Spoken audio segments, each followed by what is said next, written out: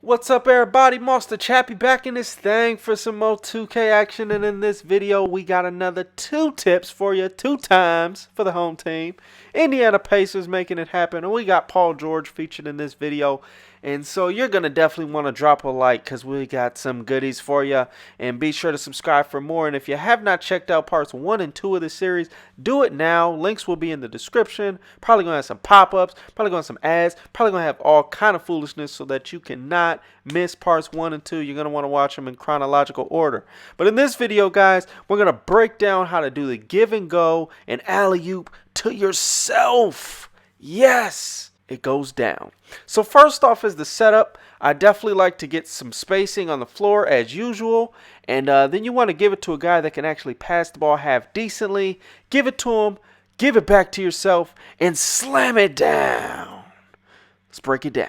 So in order to do this, all you need to do, guys, is once you make that give and go pass, by holding X or A, that's going to give you control of Paul George. Once you get control of whoever it is that you're using, you make your cut.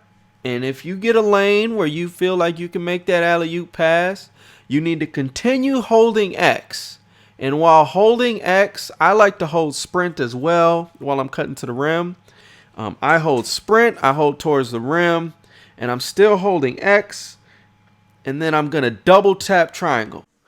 And then that's just going to lead to you dunking all over, folks. Now, with that said, I know that I'm going to get a lot of comments about this being cheesy, but let me be the first to say, if you don't have a clear lane, if there's a defender in the way at all, if you don't have a clear path, if there's a defender between you and the pass that can actually knock it away by hitting the steal button, it's probably going to get locked up. But if you do pull it off, it looks beautiful, and you just slam all over the defense and just make them look absolutely nuts.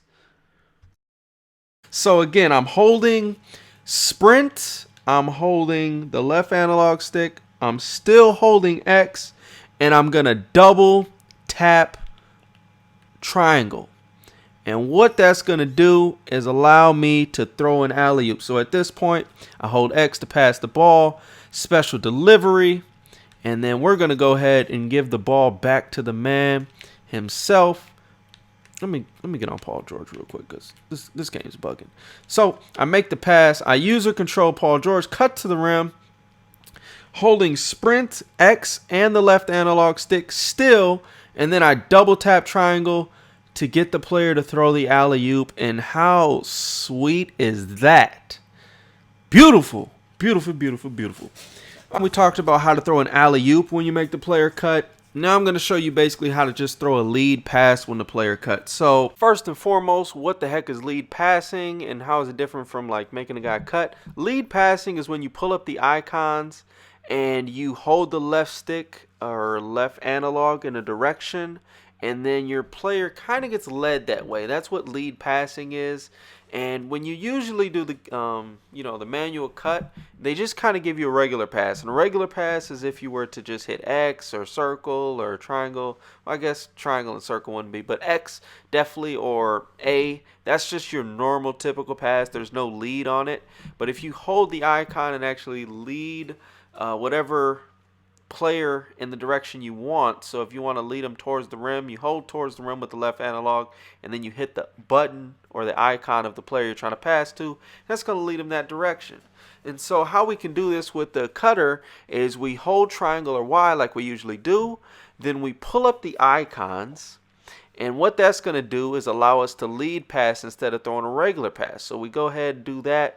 We go ahead and lead Paul George towards the rim. Now, obviously, lead passing can be used to get the ball away from a defender, to lead your player towards an open spot on the court, to keep their momentum going while they go and attack the rim, to stop their momentum in case there's a defender in the way. There's just a lot of different ways you can utilize it.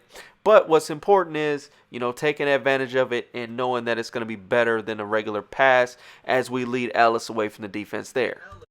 Ellis away from Melo and kind of give him a little bit of room to play with. So on this particular play, I see Melo right there.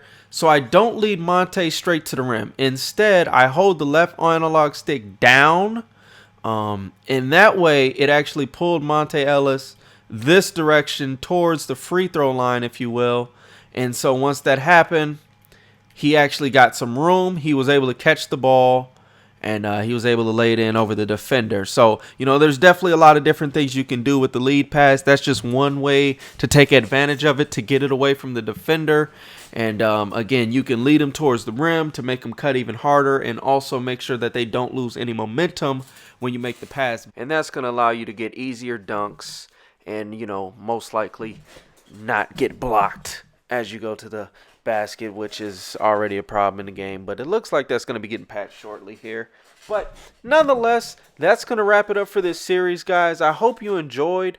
Be sure to watch parts 1 and 2 if you have not already. And drop a like if you enjoyed the video. Be sure to subscribe for more 2K and Madden content in the near future here. We're going to have a bunch of wagers, tips, and all that good stuff in between. Till the next time, guys, it's been real, it's been fun, it's Monster Chappie, and I'm out.